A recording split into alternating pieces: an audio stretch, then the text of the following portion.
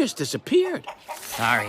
Celebrity partners and a cartoon bear. Let's talk chicken and get ready to uncover the mysteries behind these defunct feathered fiascos. Find out why these 10 once popular chicken chains disappeared. I don't want to go. Kenny Rogers Roasters. Kenny Rogers?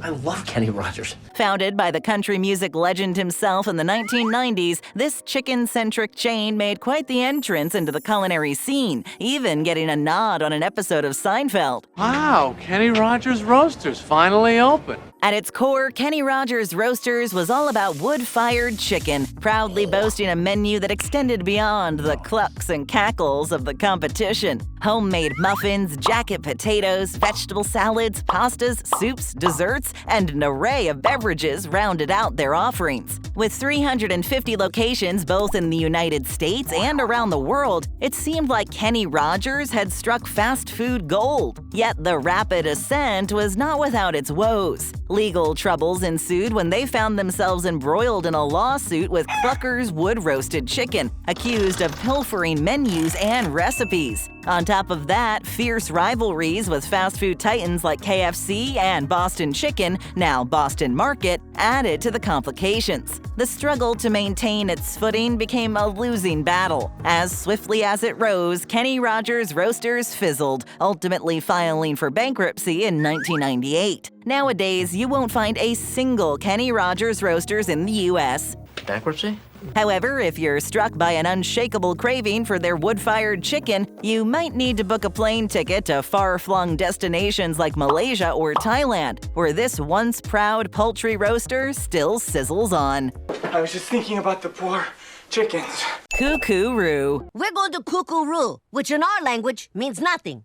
Koo Koo Roo, an American fast-casual restaurant chain founded in 1988, carved its niche in the culinary landscape by specializing in charbroiled chicken. The name was whimsically derived based on the iconic crow of a rooster. At Koo Koo Roo, patrons could savor skinless chicken that had been marinated in vegetable juices, then charbroiled over an open flame, and finally served with a unique Middle Eastern-inspired flatbread known as Koo Koo Roo bread. With its distinctive health-conscious menu, Koo Koo Roo experienced a brief period of modest growth. The turning point arrived on a March evening in 1990 when Kenneth Berg, a retired New York real estate broker, dined at the Beverly Boulevard location. Impressed by the quality of the food, Berg became an investor, injecting $2.5 million as a silent partner, eventually escalating his investment and taking control of the restaurant. However, Koo Koo Roo's financial woes persisted. Inconsistent menus, the opening and closing of locations, and even attempts to integrate coffee shops within the restaurants created turmoil. Despite a brief stint under the ownership of Fuddruckers, Koo Koo Roo's fate remained sealed. One by one, its locations succumbed to the relentless challenges, and the beloved chain eventually faded into culinary history.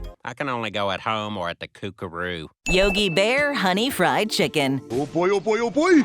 Our days of getting banged up to grab a meal are over, boo-boo! In the heart of Hartsville, South Carolina, a lone restaurant stands, adorned with a heartwarming sign featuring a jovial Yogi Bear proudly clutching a chicken leg. This solitary establishment, Yogi Bear Honey Fried Chicken, is the only remaining outlet of what once was a chain that boasted 6 locations across the Carolinas during the 1960s. The brainchild of South Carolina's restaurant entrepreneur Eugene Broom, Yogi Bear Honey Fried Chicken owed its inception to an ingenious honey-flavored chicken tenderizer developed by Broom himself. The chain adopted Yogi Bear's iconic catchphrase, "How sweet it is," as its motto. The unique flavor quickly garnered a devoted following. In a twist of fate, Hardee's, a larger fast food entity, recognized the potential of the honey-infused chicken method and purchased the rights to both the recipe and the Yogi Bear Honey Fried Chicken restaurants for a cool $1 million.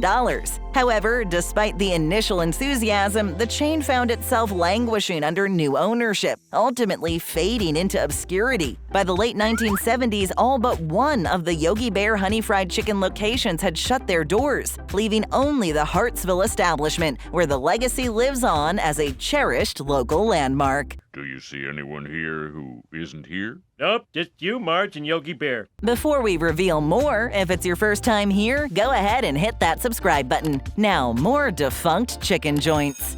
Pioneer Chicken. I'm so sorry. He wouldn't leave. He kept asking me if I wanted chicken. In 1962, a charming fast food establishment featuring a sign adorned with a covered wagon rolled onto the culinary scene in Los Angeles. Named after Pioneer Market, a now defunct chain of supermarkets in Los Angeles, Pioneer Chicken multiplied rapidly, with several hundred restaurant locations sprouting up across California by the end of the 1970s. What set Pioneer Chicken apart was its bright orange deep-fried cutlets, a signature offering that drew rave reviews from patrons. But it didn't stop there. Pioneer Chicken boldly ventured into more unconventional territory with appetizer selections like gizzards and livers. Pioneer Pete, the company's mascot, took center stage in comic books that were included with their kids' meals. But despite their inventive marketing strategies, Pioneer Chicken found itself in a fierce battle for supremacy with the towering fried chicken giant KFC. By 1991, the company was grappling with its second bankruptcy filing, and in 1993, the owner of Popeye's restaurants swooped in to acquire the floundering franchise. With this transition, all but 2 Pioneer Chicken locations ceased their chicken frying operations, becoming Popeye's restaurants instead. These 2 surviving outposts continued to serve their iconic deep-fried orange chicken, proudly standing as a nostalgic reminder of a bygone era in the heart of their birthplace, Los Angeles. Literally the only thing about Los Angeles that doesn't make me want to vomit. Minnie Pearl's Chicken. Going to a Minnie Pearl lookalike contest later?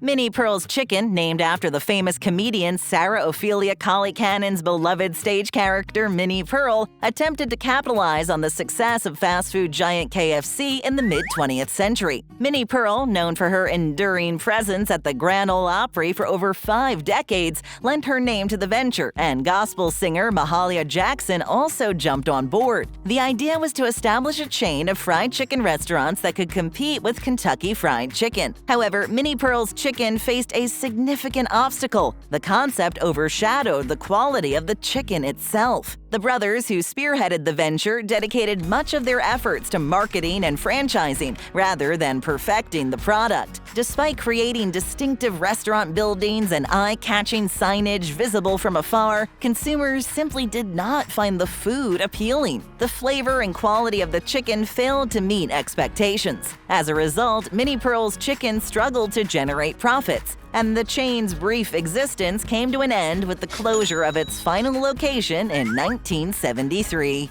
Everything comes to an end. Chicken George. Do I look like Chicken George to you? Founded in 1979 by Ted Holmes in Baltimore, Maryland, Chicken George carved out a niche with a mouth-watering menu that featured crispy fried chicken, creamy chicken salad, and a comforting bowl of gumbo. It quickly rose to prominence, becoming one of the most successful minority-owned fast food chains in the United States at the time. By 1980, Chicken George had earned the distinction of being the highest-grossing single chicken outlet in the country and was, at its peak, the largest African-American-owned fast food company. Ted Holmes poured $750,000 into perfecting the company's chicken offerings, personally conducting taste tests with his staff. However, despite effective marketing strategies and initial success, Chicken George's Achilles heel lay in its financial management. The franchise eventually sought refuge in bankruptcy protection. When a viable path forward remained elusive,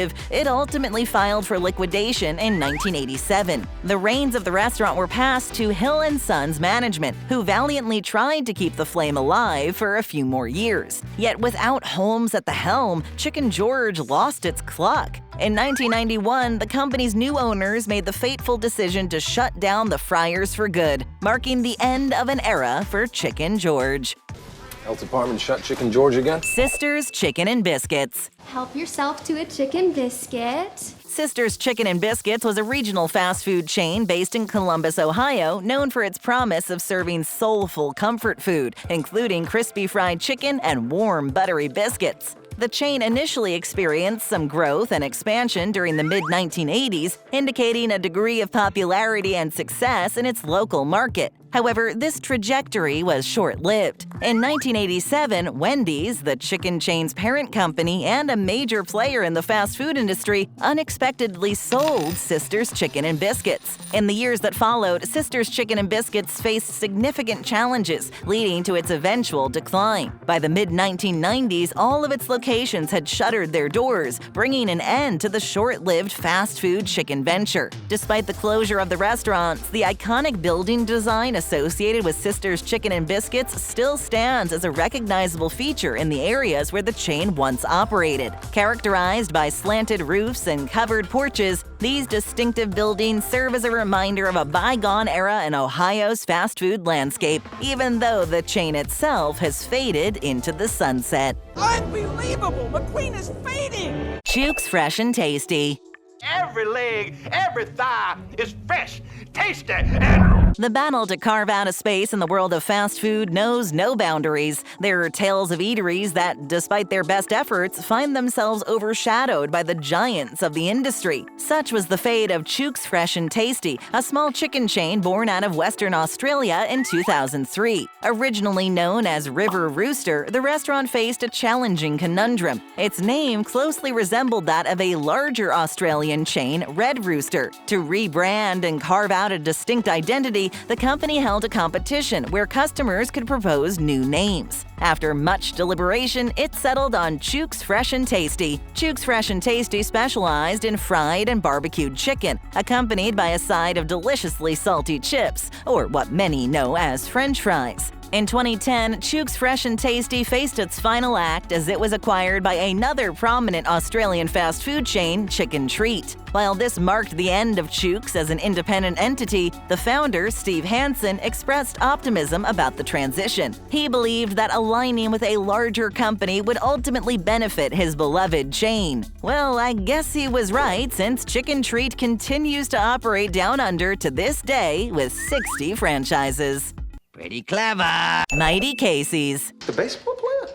In the early 1980s, the bustling city of Atlanta, Georgia welcomed a newcomer to the fast food scene, Mighty Casey's, a baseball-themed restaurant that aimed to hit a home run with its menu offerings. Mighty Casey's menu was anything but ordinary. It featured an array of distinctive options, including the crowd-pleasing Grand Slam burger adorned with ham, Swiss cheese, and a special sauce. Alongside this home-run burger, patrons could savor chili dogs, onion rings, and, of course, delicious Cajun chicken wings. What set Mighty Casey's apart from its fast food counterparts was its dedication to higher quality ingredients and exclusive recipes. From Wisconsin beef to signature sauces and hand-battered onion rings, every dish bore the mark of extra effort and care. The circular sign featuring a baseball hitter at bat quickly became an iconic sight across the Atlanta metropolitan area. However, even with a dedicated fan base and busy drive-thrus, Mighty Casey's eventually struck out. In 1994, the chain was purchased by Crystal, a Georgia-based fast food competitor. The remaining Mighty Casey's locations were swiftly transformed into Crystal outlets, bringing an end to the baseball-themed fast food era.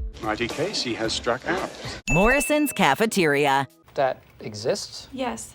In 1920, in the heart of Mobile, Alabama, Morrison's Cafeteria made its humble beginnings as a single cafeteria-style restaurant. With its offerings of comforting Southern-style cooking, including an abundance of fried chicken, Morrison's quickly became a favorite among diners. By the late 1950s, Morrison's had achieved the status of the nation's largest cafeteria chain and a prominent player in the food service industry, solidifying its presence with over 150 locations. However, as the years marched on, dining preferences began to evolve. The trend shifted towards full-service, wait-staff-driven restaurants, while the beloved self-serve cafeteria style lost its luster. Morrison's Cafeteria faced mounting challenges as consumer traffic dwindled, and its concept appeared increasingly outdated. In 1996, recognizing the need for change, Morrison's Cafeteria made the decision to sell all of its locations to Piccadilly Inc. in a transaction valued at $46 million. Today, only a single Morrison's Cafeteria endures, a nostalgic reminder of a bygone era, nestled in Mobile, Alabama, the very city where J.A. Morrison first opened its doors over a century ago. Oh, the cafeteria's closed. Spice things up with another great video. Just tap or click. And if you're new to the channel, hit that subscribe button and ring that bell to join our notification squad.